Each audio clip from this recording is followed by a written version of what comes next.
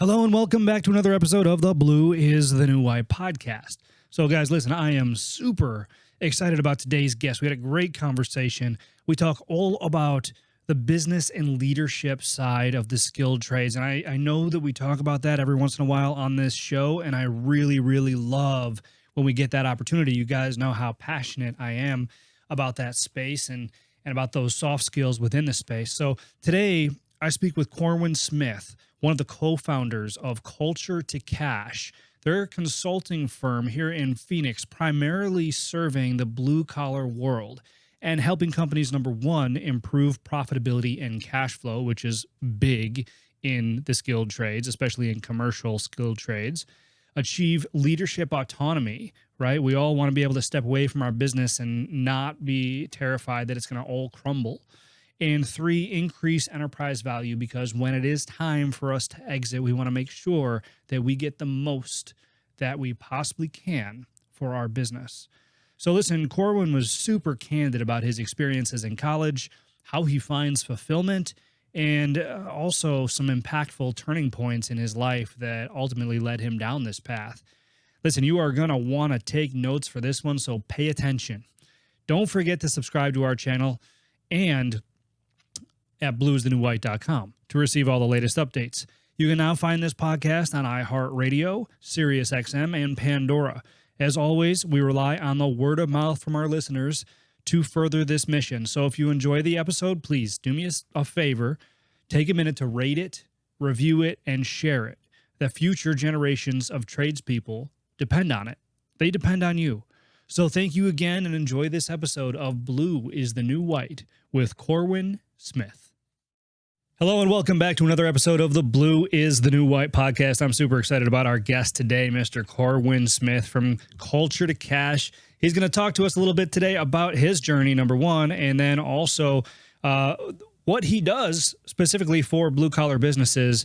And I'm just really excited about this conversation. We were chatting earlier, and I told him that I am passionate about this kind of stuff. You listeners out there, everybody knows how passionate I am about leadership and business ownership and company culture, values, mission, vision, all that kind of stuff. And we're going to try to get into as much as possible today to get you guys some takeaways.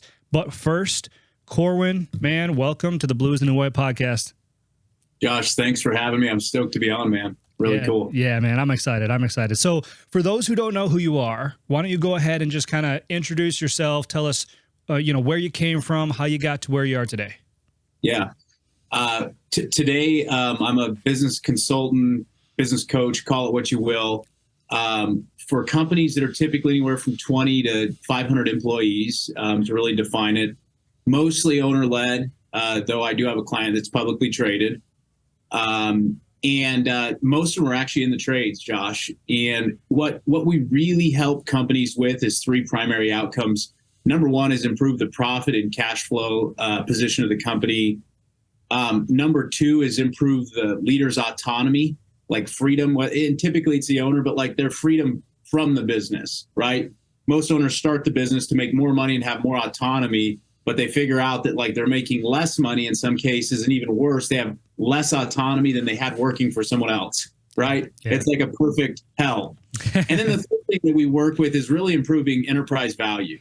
Not all of our clients, but most of our clients have an intention to exit their business in, 3 to 5 years. Some have a 10-year horizon, some have a 2-year horizon, but really ultimately, like the headline is help them exit before they exit. Mm-hmm. Yeah. Wow, that's impressive, man. That's really cool. So tell me, let's go back a little bit. How did you get into this? But give me the backstory, man. Take me back. Take you all the way back, man. This goes way back, actually. So I think I was 10 or 11 years old. My dad got the brilliant idea to do fix and flips long before HGTV. Man, I remember it vividly. They were fix and flips in North Las Vegas, which if you know it, it's kind of a tough area. So we lived here in Phoenix, but I would travel with him. And so for probably a period of 2.5 or 3 years, I would go with him to North Las Vegas on, during summer. I'd spend most of my summer there, Christmas break, things like that while I was in school. And I'd help him with fix and flips, and I was labor. Like that was it. I was a free set of hands, basically. I think he'd give me like $10 a month or something silly. Nice. So, and Denny's, though. We did go to Denny's a lot, which I love Denny's. There you go. Perks of the job, bud. Yeah, perks of the job. So I, for lack of a better term, spent, a handful of years as a kid in the trades. And what I noticed was the guys that were older, their bodies were destroyed. They were like old professional football players. Mm. So what happened for me is I'm like, I like working with my hands, but I'm looking at all these guys that are older and like, they're almost handicapped or crippled because their bodies are shot. So I did what every good American boy is told to do, and I went to college. Right. I went to college because college is the way. So I went to college, and 2 years into college, I was actually doing medical sales. And my roommate, while I was in college, did fire and flood restoration. And most of it was after hours. He was kind of a part-time help. And one of the nights he's like, "Hey, Corwin, I'm going out on after hours call. Do you want to come out with me?" And I didn't have anything else going on. So I was like, "Sure, sounds like an adventure." And I was in an interesting spot because I was 2 years into medical sales. I got paid well and like had the most cush job ever. Like go out, kiss asses to doctors and their staff, get paid great money, everyone thinks you're cool because you do it. But like the deepest pit of no fulfillment in that job. I see that. No fulfillment, like zero. So I go out with my friend on some after hours calls, and like it was cool because we'd walk into someone's home at 7 p.m.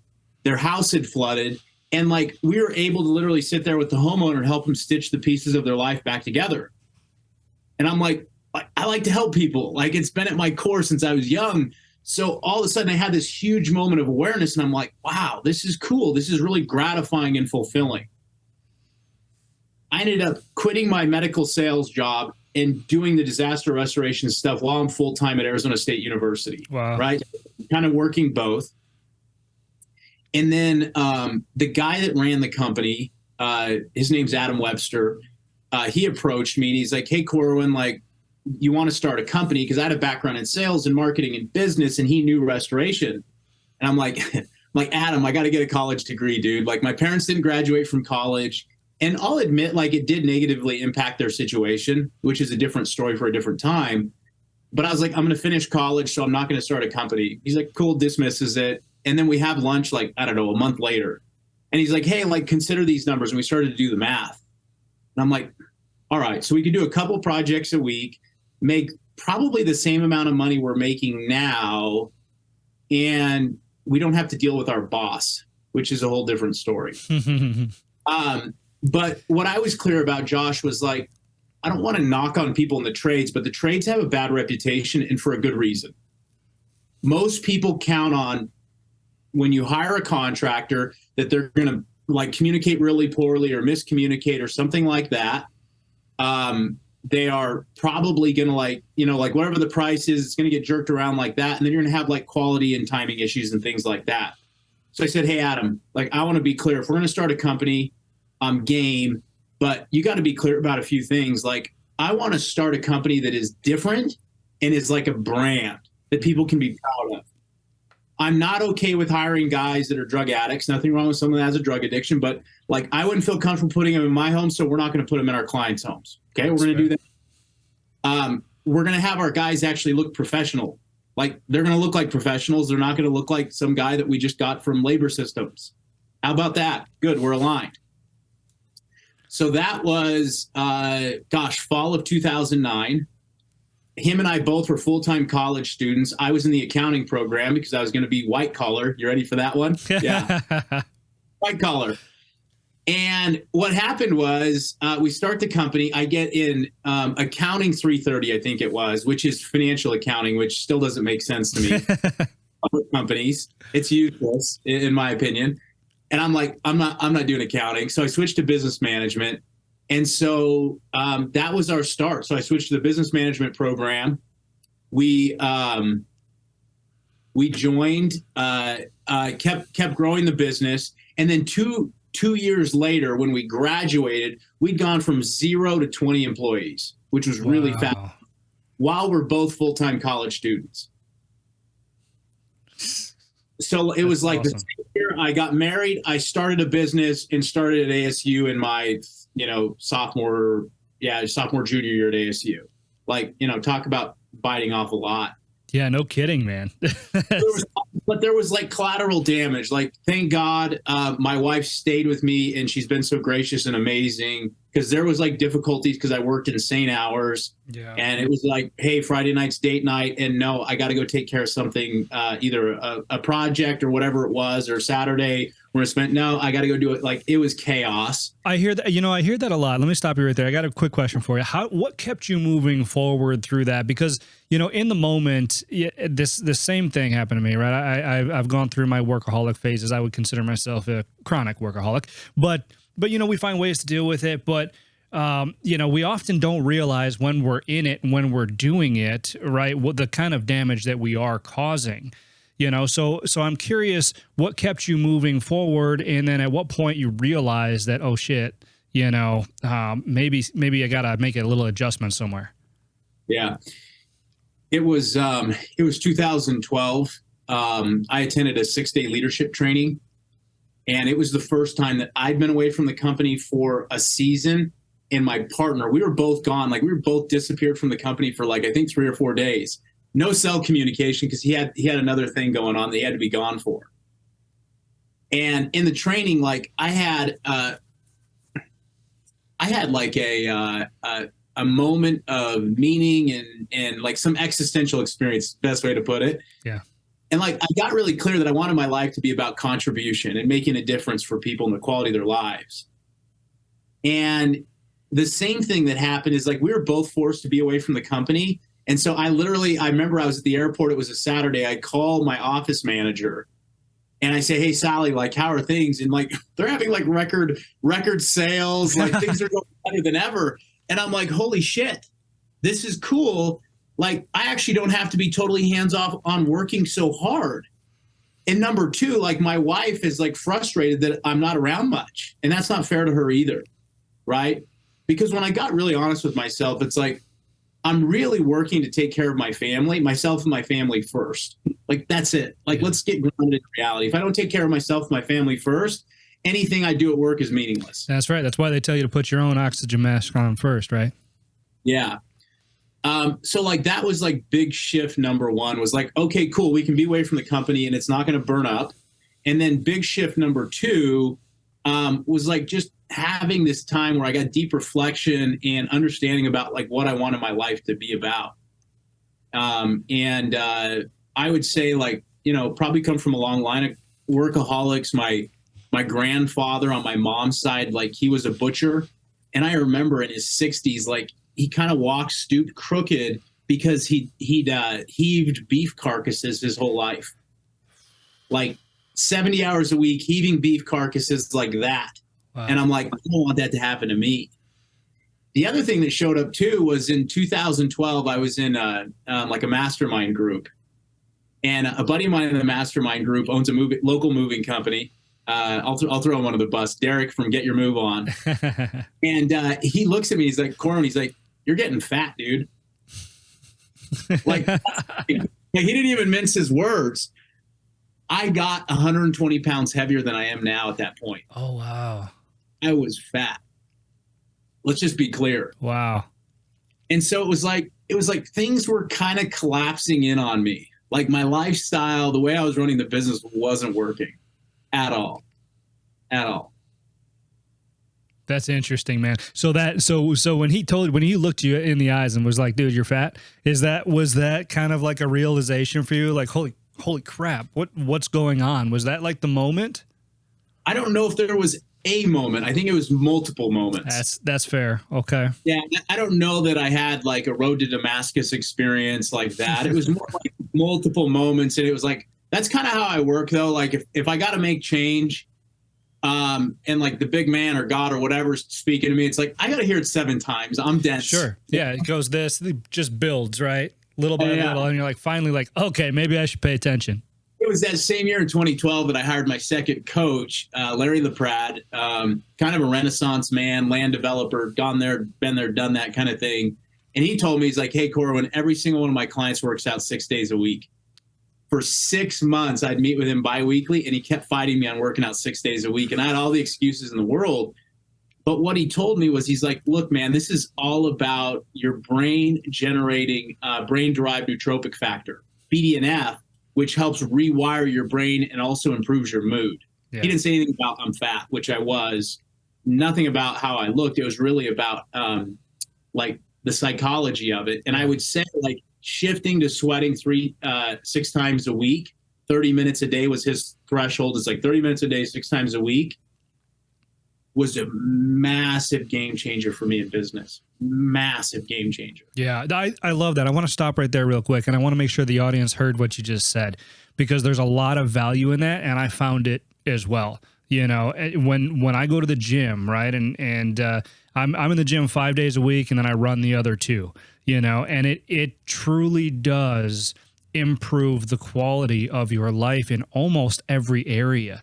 You look better, you feel better, you have a newfound sense of confidence, and especially if you're like strength training and you got progressive overload, you know, the feeling that you can achieve from doing something like that is just like a I can't be stopped kind of feeling, you know. And if I put my mind to something, it trickles down into all areas of life in a self-disciplinary way that I think more people just need to understand that benefit of going to the gym. It's not just go to the gym, you're overweight, right? It's not just go to the gym, you're skinny, you got to bulk up. You know, it is truly a mindset shift if you can get into that habit. Now, here's the thing, Josh, like, word of caution. So, like, in my early 20s, I was into bodybuilding and did that. So, like, I knew how to work out. By the time I was in this, like, pit where I'm 120 pounds heavier, like, I felt like I was trapped. Like, I didn't know what to do. I would say, like, the biggest hack I made, the first thing I did is I started cycling and joined a cycling group. And then I got into triathlon, so I started swimming too, and like I had programming. So like what I noticed that actually made the shift for me is I love Jocko Willink. That guy is not human. Yeah. He talks about discipline equals freedom. That guy's not a fucking human. Dude, that guy's awesome. I've been to his musters, read all his books. That guy's ridiculous. He's sick. So for us mere mortals, what I've learned, and I've worked with clients on this, is like, sign up for like an Orange Theory Fitness or a CrossFit or whatever tickles your fancy, or get a trainer, because like I do Orange Theory Fitness 6 days a week now because I don't have the motivation to do a program for myself anymore. Like, all my energy is like focused on taking care of my family and my business. So it's like when it comes to working out, like I just plug in and go mindless, and whatever someone tells me, that's what I do within reason. Yeah.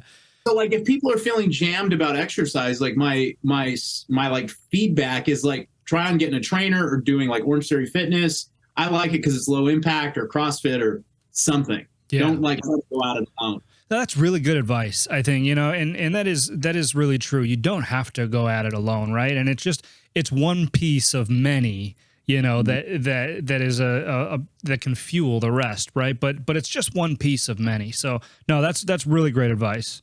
Yeah. All right, I didn't mean to interrupt. Let's keep going. So 2012, I have this experience where I get clear about, like, I want my life to be about contribution. Fast forward in 2013, the company grows 300% in a year. And what was funny is, like, it was probably mid 2013, a informal mentor guy had built a home health company and sold it for 9 figures, like real money, you know, like real money. And we're having lunch, and he's in his early 50s and wise dude and gentle with me. And I'm telling him, like, hey, we're growing 300% a year. And he's like, it's not healthy, man. Like, I don't think that's a good idea. And I'm kind of like, well, fuck you, because we're doing it. Yeah. You know, like, I'm arrogant. Like, I'm just going to own it. Yeah. On the backside of that, we had 3 horrible outcomes. So January of 2014, January 9th, I still remember the day, because that was when I got the phone call from my mom's boss as I was leaving a mastermind that she didn't wake up. And, man, at 53 years old, my mom went to sleep and didn't wake up. I'm so sorry to hear that, man. That's absolutely terrible. Still painful today in ways, man. I can tell, and I don't blame you. Yeah. She was incredible. She was my rock. Single mom, had raised us from the time I was 17 on without child support from my dad. I had 4 younger brothers, like just a saint, like an absolute saint. So she dies January of 2014. February, we literally ran out of cash. I didn't know you could grow broke. I didn't know it was a real thing. I'd heard of it. Like with these crazy tech companies that run out of VC funding. We literally grew broke. And what that means is like our line of credit with the bank was maxed out and we didn't have money in the bank to make payroll. Like that broke. But profits were good, weren't they? They were okay. They were okay. Okay. We did have profit. Right. It was a cash flow thing. I just want to be clear for the audience. Yes, to be clear, it was a cash flow issue. And by the way, I had a CFO that was helping me, I say in air quotes. I see. And I still remember sitting in our weekly financial meeting, and all I remember is he's doing spreadsheet magic, is what I call it, on the board with the overhead projector. And I'm like, dude, where's our money? Yeah. And he's like, oh, boys, it should be coming in. I'm like, you're fired. And he got really offended. And I'm like, no, you're fired. Yeah. We got a problem here. And then in March, like some major company culture issues just came to light, just came to a head. And I'm like, damn. My world kind of came crashing down in a way. Dude, in 3 months, that's insane. It was an ugly 3 months. Yeah, an ugly 3 months. And it was like, all right, I got too much hubris or something, probably too much ego. My mom made me feel like I was amazing, probably. So something's got to change. And that's when I got introduced to the concept of a business operating system and a systematic way for growing companies. Because I'd always had coaches and consultants that helped. I've always believed in that. If I can shave 10 years off, I'm going to hire them. And so we got some help, and we were able to turn the company around financially in 6 months, by actually learning how managerial accounting works. That's what it is. Financial accounting's useless. Managerial accounting's in the weeds. This is how we get profitable again. Yeah. We waged war on our accounts receivable. So we were paid by insurance companies. And we were really passive about our accounts receivable. Yeah, we'd collect it, but we were too passive. So our AR days averaged 63, 67. And here was the trick, Josh, is we'd talk to industry peers of ours, because we always networked with companies in other states so we could share ideas. Yeah, you're good. Don't worry about it. No, we're out of cash. Yeah. We waged war and we got our AR down to 31 days. Oof. That is huge. People out there don't understand the impact of what you just said. I've seen it, but if you went from, what'd you say, 66, 67? 7 days. That is unreal. Going from 67 to 31, the amount of cash influx that creates in your business is unreal. So I just want everyone to hear that. Rewind it, pause it, take fucking note. That is incredibly valuable. Well, and this, one of the principles that I preach with clients today is cash is like oxygen for your business. So I ran out of cash before. It gets weird real quick. Real quick. Yeah. So, and this is an important thing that I've been talking to companies about, is we're headed in a recession. Different markets are being impacted differently. I mean, we could talk about different parts of the US and how they're being impacted in construction. Here's the whole deal. In a recession, you need to have as much cash as possible and access to as much cash as possible, because what's interesting is, hopefully no company goes out of business in a recession, but there's going to be companies that go on discount. There's going to be equipment that goes on discount. And if you have cash or access to cash, that's how you can take advantage of it. Absolutely. Absolutely. That was our theory in 2008. We set pieces in place and we said, all right, if we're going to go into it, we're going to slingshot out of it. And that's exactly what we did. And we were small at the time, though. So we had, we had the ability to do that. And as you know, as the business grows, sometimes it actually becomes more difficult to facilitate strategy in that particular manner. But if you can, man, I mean, talk about last man standing. That's huge stuff. Yeah. It's kind of I can't even remember the TV show we used to watch where everyone was wiped off the U.S. But yeah, it's kind of like that. So yeah. So the key here, in the thing to know, don't be passive about cash flow, please. Don't be irresponsible like I was. yeah, some other like tricks. Like number one is like, if you think about it for a second, whoever the accounts payable person is at your customer, if you work with commercial accounts or homeowners, but particularly with like accounts payable people, like a little bit of honey goes a long ways with those people because most everyone's calling and yelling at them. Yeah. Like, what if you send them a gift basket every 6 months or drop some coffee off or something that's like whatever's kosher with their policies, by the way, you want to be respectful. But like, hey, I hope you're great. Want to drop something off and saying thanks for being easy to work with. Here's a gift basket or some coffee or some donuts or whatever's meaningful. Like, I'm not talking every week. I'm talking like every 6 months. And it's like, all of a sudden your invoices get paid faster. Dude, that is some guerrilla shit right there. I like that. That's a really, really good tip for the audience to take away and for me to take away. So thank you. The honey goes a long way because most everyone's shitting on those people. Yeah. Yeah. And like, that's not a fun job. Hey, where's our money? Sorry, I can't pay you right now. You're probably 2 weeks out. Well, fuck you. Yeah. That's like what they deal with all day. All day. Oh, that's fantastic. All right, let's keep moving. So here you are. You're fixing your business. 6 months later, you're doing better. We turn the company around financially. We turn our company culture around. I'm probably working like 10 or 15 hours a week. Really, I have significant autonomy, and I just started to help peers of mine in entrepreneurs organization with their companies. And man, it was like, this is play for me. Like, this is fun, deeply fulfilling and gratifying. And I still remember I go to my wife in early 2015 and I'm like, hey, baby, like, I want to sell the company and get out. And she's like, and do what? And I'm like, yeah, I want to do this consulting thing. And like, I think it'll be cool. And like, I really love it. And it's fun. And I'm passionate about it. And she's like, dude, like the money's finally started to get good again. And like, we're getting comfortable again. And I'm like, yeah, but like, I want to do the thing. And she's like, all right, dude, whatever. Yeah. All right. Like, just trusted me, which is crazy, by the way. It's crazy looking back.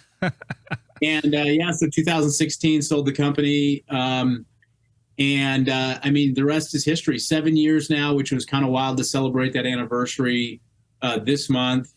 I've been consulting really, you know, I call it small business owners, like, you know, 20 to 250 employees is common. Our largest client today has about 600 to 650 employees, a big subcontractor out of the South Bay. And then smallest client, I think they've got like maybe 13 plumbing, heating, and air contractors. So wow. They kind of all range in between. And then, and do you market this? I mean, obviously you market this, but do you find it a lot of word of mouth? Hey, you know, we did really well with this, you know, I'm going to put you in touch with this guy, you know, that kind of stuff.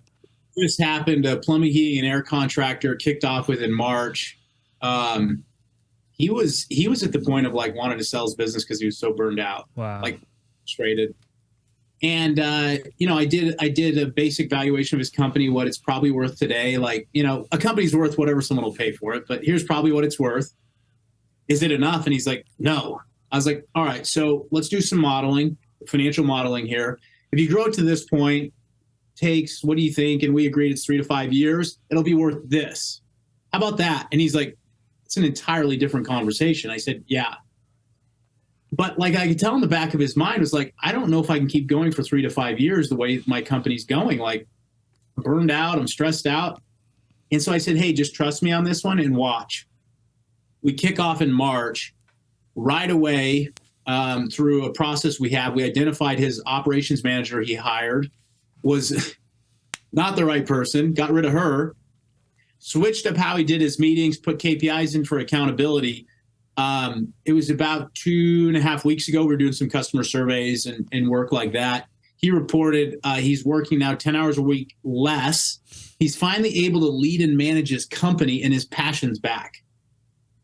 So it's not like, hey, let's grind it out for 3 to 5 years. It's like, I'm actually having way more fun. Yeah. And by the way, record sales and record profits. That's so awesome. And I want to circle back to that too. You said his passion was back. Right. Yeah. And, you know, I think that this is important for people to hear because, you know, we can, as business owners, we can spiral pretty freaking quick. Right. Because, you know, we're watching what we built with our two hands grow bigger than we are. Right. And then we reach a point where we don't know how to stop the spiral unless we talk to somebody like you. Right. But but that's a real thing. And then what happens is, we're seeing it do this. We're seeing it. And listen, like one shoe gets dropped and we're like, oh my God, we're circling the drain, and so it's just exacerbated and it sucks that passion out quick. What was once fun and joyous and play, as you put it, is now work and terrifying and stress.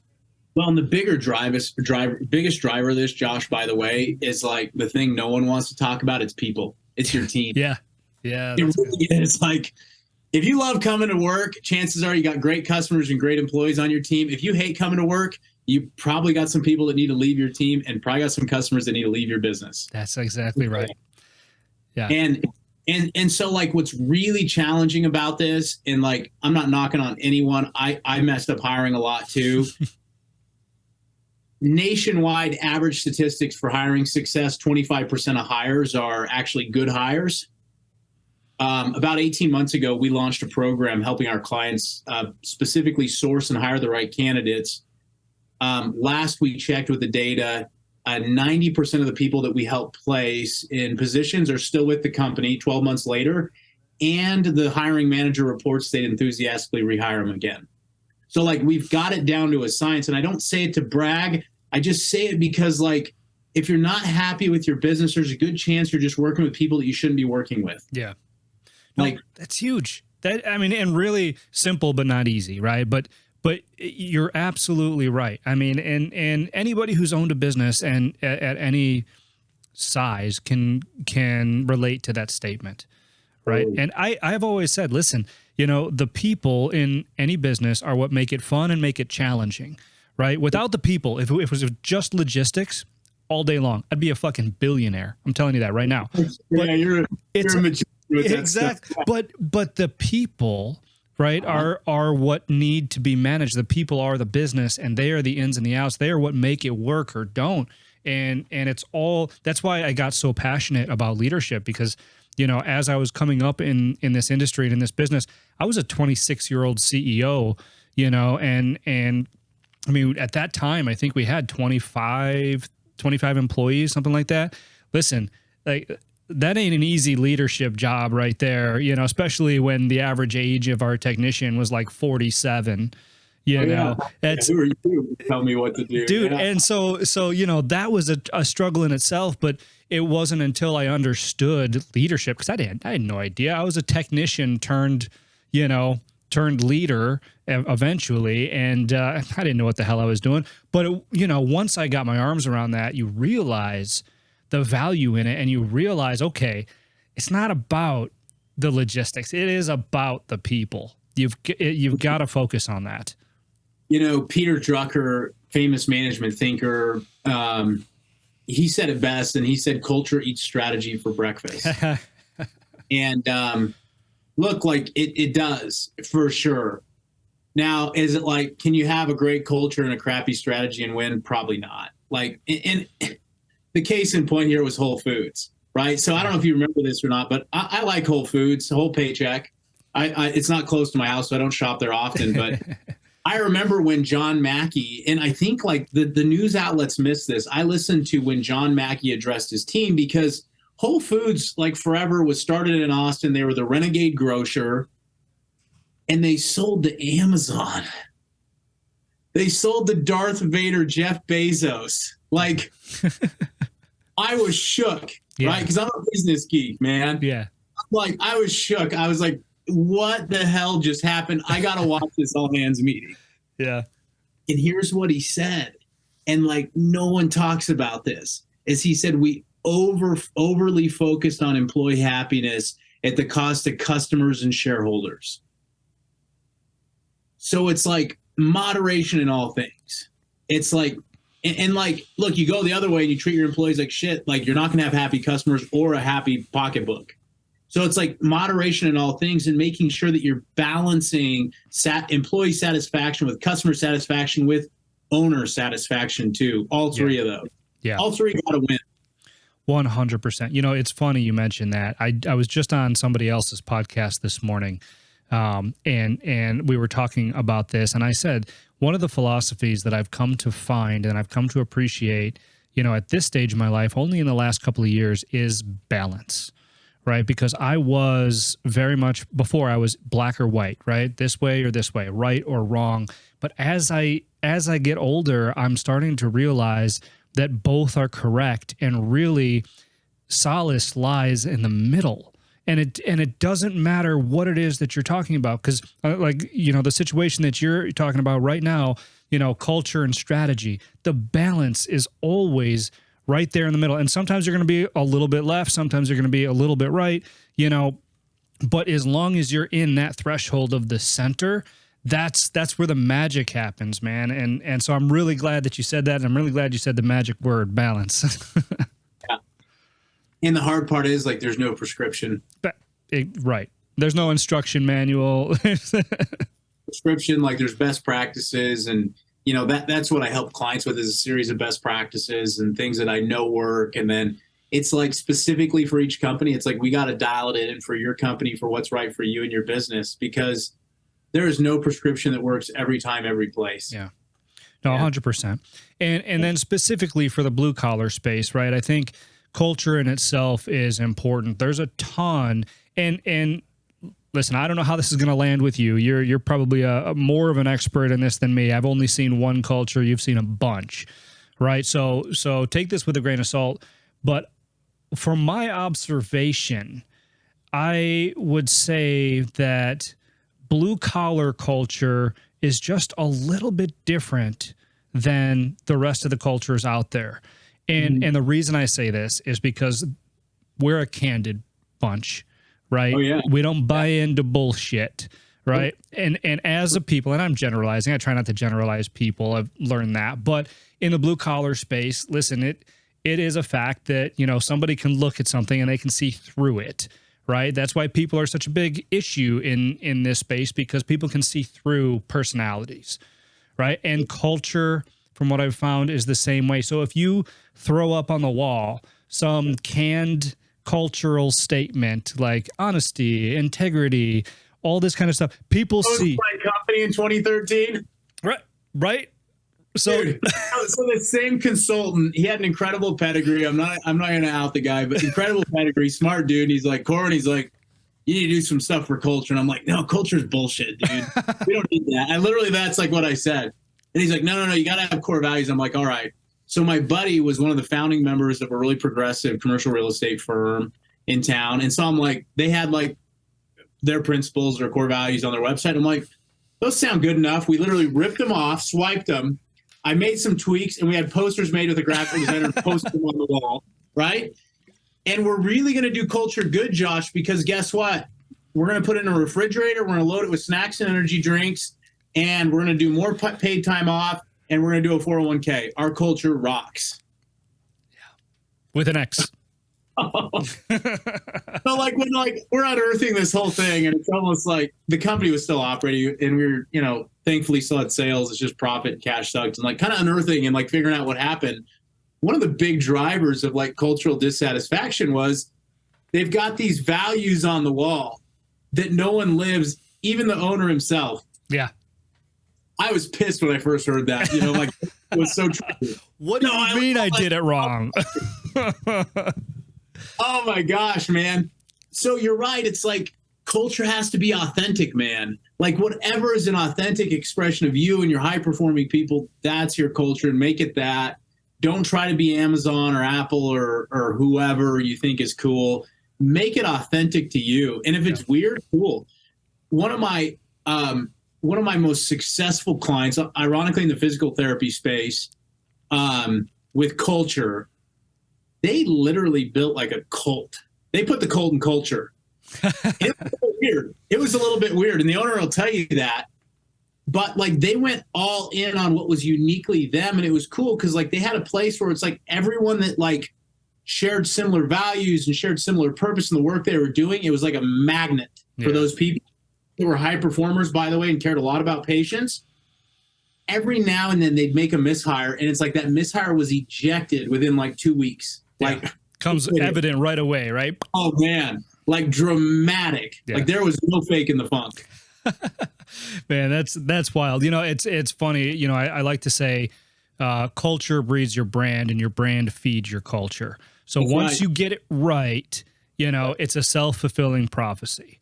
100%. Which is incredible. All right, so listen, I can't believe we've already been talking as long as we have. I want to get some specific takeaways from you here. And so you mentioned 3 things that you focus on: improving profit and cash flow, leader autonomy, and improving enterprise value. So I want to try to pick out one thing, and I can't, I used to ask people, what's the most important thing? Well, I think that you probably are understanding where I'm going with that. There's not one most important thing, I don't think. If there is an important thing, first thing that comes to mind in each one of those categories, I'd love for you to share that with the audience. So starting with profit and cash flow, let's focus on cash flow. This is a big thing for blue collar businesses, especially in the commercial space where they're on net 30, net 45, net 60 terms. What's something that somebody can do tomorrow to improve their cash flow? I think we talked about it, is get your team in a room, whoever is involved in your accounts receivable process. The first step to do, Josh, is to map the process out. Quick shortcut here, go to like toastyoueat.com, drawtoast.com. They've got a process there on how to do process mapping. Pretty meta.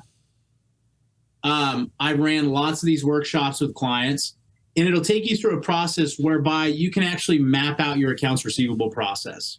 So that's number 1, is map it out. Like, just get everyone in alignment that's involved. Let's map it out. Step 2 is like, let's put how many days on average each step takes. How many days on average does it take to get through each step in the process? And you'll have 13 or 15 steps in the process. And then just start asking why. Why do we do it that way? Why have we been doing it that way? How else could it be done? Yeah. And like, just free flow and brainstorm. What happened for us with the AR process was like, we'd complete a project, and then maybe in 2 or 3 days, we'd bill the insurance company. We already lost like 7 days. So what we started doing was like, we'd start a project. We knew what the project was going to cost for an emergency services project. We'd get the estimator going, and we would bill it as soon as the project was finished. It would be off the insurance company. Here's the thing. We wouldn't send it to the insurance company and cross our fingers and say a prayer that they got it. We'd pick up the phone. Hey, payable person, want to check in. Corwin here over at Rocky Mountain Restoration. Want to make sure you got our invoice. Great. Glad you got it. Do you have any questions whatsoever? No, you don't? Okay, great. If you don't mind sharing, when can we count on payment being issued? Got it. Click. And then we literally put in our CRM a note to follow up and follow our money. And like, that's what changed everything for us. Like, we got really serious about it. We weren't jerks about it, but we definitely were assertive and aggressive. Yeah. And there was intention. There was intention behind it, right? All right. That's awesome, man. Thank you. Let's move on. Leader autonomy. Okay. Man, leader autonomy comes down to people. Like, it's that simple. There it is. If you don't have the right people on your team, you will never have autonomy. So I had a client reach out, or a former client last week, contractor, we'll just say that. I don't want to throw him under the bus. And he says, hey, Corey, he says, I'm thinking about hiring a COO to run my company for me. I'm like, okay, tell me more. Well, but it comes down to, he's got a person accountable for a business unit that's not doing their job. So he's like, I'm going to hire a COO to manage that person, to manage all that shit. And I said, hold on. I said, Jim, that's not his name. I said, Jim, what if this individual you actually have in place there, what if they actually fulfilled on their job scorecard? Would you need to hire a COO? Well, no. I said, so why do you need a COO? Yeah. Nice. Yeah. I bet a lot of people get caught in that trap. But here's the thing. It's not easy, because it comes down to having really uncomfortable conversations with people and possibly firing. Yeah. It sucks, because we like people. Yeah. Yeah, that's the hardest part. I will say, I've had to do my fair share of that over the years. The hard conversations get easier because you start to understand how to balance candor with kindness, right? Or I like to say candor is kindness, right? But then you've got that scale, right? Everybody falls in one place on the scale, compassion or candor, right? But back to balance, right? Yeah. Good leaders live here, and you can balance that. And so hard conversations get easier. Firing somebody never gets easier. Not for me anyway. Not easy for me. It's still not easy for me. It sucks. Yeah, it sucks. All right. Last one, improving enterprise value. owners have one of two strategies, Josh. They've got a pine box strategy, or they got an exit strategy. Unless there's always exceptions. Unless you're Instagram who sells to Facebook for $1 billion with 6 employees, most likely your business value is driven by two big things. Number one is profit or free cash flow. So that's number one. And then number two is like, if we can pull Josh out of the business and put Tom in, which is owner autonomy, by the way, and quality of life, those are the two biggest drivers of business value. There's other things, strategic position in the market, and there's a handful of other things that are very, very company specific that we get into. But like, those are the top two drivers of business value, period. And by the way, they're the top two reasons why you got into business. Yeah. Yeah. Autonomy and profit. Awesome. And cash. That makes a lot of sense. All right, we're going to move to close. I do have one question for you before that first. I like to ask people on this show this question because, as we talk about the trades, as we talk about the blue collar world, I often bring up the term success, right? And how through college, and you've experienced this, that we kind of try to push everybody towards one definition of success, right? Instead of asking, hey, what does this actually look like to you? So I like to ask, what does success look like to you, and how is what you're doing now helping you achieve that? I'm glad you asked the question. I think we face all kinds of societal pressure, cultural pressure to tell us what a meaningful life is for us. And one of the things that I've done myself and I work with clients to do is actually have them define what a good life looks like for them. Whatever that is. What a good life looks like for me is I'm really after a few big things. Number one is like right now working, earning, and saving enough to take care of my wife and I for our 30 years of unemployment, AKA retirement. Everyone likes to talk like we're going to like be in golf course wearing white shoes and gross looking khakis. I hate golf, by the way, and so does my wife. But like what no one's talking about is like, if we don't work, earn, and save enough through profits generated through our business or selling our business or both, retirement's not going to be glorious. It's going to be ugly. And like, there's data behind it about like, if you run out of money, you die earlier. Like, I don't want to get into that, but like, that's number one for me. But it's like really taking care of my wife and my kids. So that's like the number one thing I'm after is taking care of my family. Number two, I've got 4 boys. We're after raising them to be like good, upstanding citizens of the U.S., which gets harder and harder every week. Oh, God, tell me about it. Harder and harder every week. Like that's the number 2 thing, and then like number 3 is like, I want to make a contribution to business owners, but also business people. I think society's getting tougher and tougher. Like we got social media, which is putting all this crap in people's heads that they think they need to be someone other than they are. And they're comparing themselves to everyone else. And like, really what I'm after is helping people live a life that's fulfilled and meaningful. And like, whatever they define that as. Yeah. I think we all have commonalities and I think we all have similarities about what we feel is a meaningful life, but it's like, it's really helping people constitute what that is for them. And then actually we help them develop what we call a 1-page life plan. And in addition to their 1-page strategic plan, they got a business plan and a life plan, and they work concurrently together. And it's like, let's help you fulfill on that life plan. And most times your business is a vehicle to get there. So, yeah. So smart, man. I resonate with that a lot. And I really appreciate and respect what you're doing for business owners and people out there, because I think it's greatly, greatly needed. So thank you so much, Corwin. Before we go, where can people find you? Where can people find Culture to Cash? Where can people get in touch? Yeah, so you can find us on culturetocash.com. I got 2 other business partners, and we got, associates that help us.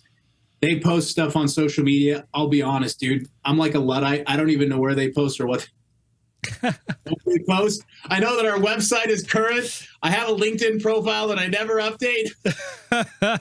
Still says you work for a restoration company down there. Yeah, exactly. Medical sales. I'm an ASU student, I think. Still. Awesome.